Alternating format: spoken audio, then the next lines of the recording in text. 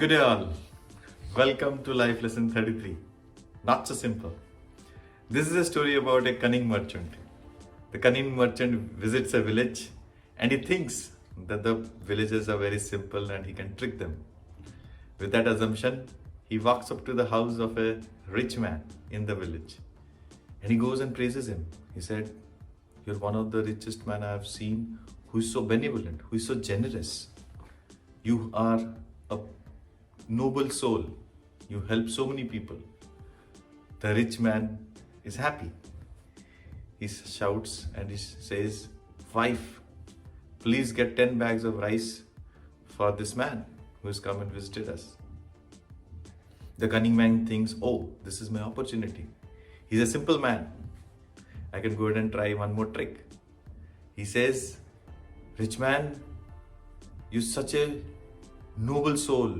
You're such a brilliant guy. You're someone who is an example in the village. You're a blessing to everyone. You have not only created wealth for yourself, but you have also made sure that you are able to create a great village." Hearing this, the rich man feels happy. He smiles and he again screams and shouts at his wife, "Wife, get him 500 rupees. The cunning man is further happy. He says, "Oh my God, I have been able to trick him again." Then the cunning man says, "Rich man, let me recite a poem for you." So the cunning man then recites a poem for him.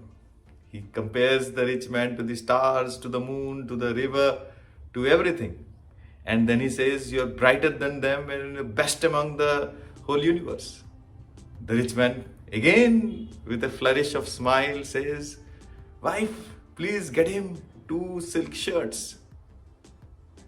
The cunning man is waiting and time goes by, 2-3 minutes goes by, and then he tells the rich man, "Where is your wife?" The rich man smiles and says, "I'm unmarried. I do not have a wife." He said, "But you have to give me so many things. You have told me that you will give me rice bags, you will give me money, you will give me silk shirt." The rich man smiles and responds. He says, "You told good words about me. I responded back in the same way. I have reciprocated to what you have." And he laughs and he smiles at this. The cunning man realizes, oh my God, the villages and the nobleman and the rich man is not so simple. He is cunning. He also is clever. With this, we come to the end of life lesson. What is the moral of the story? The moral of the story is we think we are clever. We think we are cunning. We can maneuver people. We can do what we want to do. But the real story is the other person is also clever enough and can respond appropriately. With this, we come to the end of life lesson 33. Not so simple.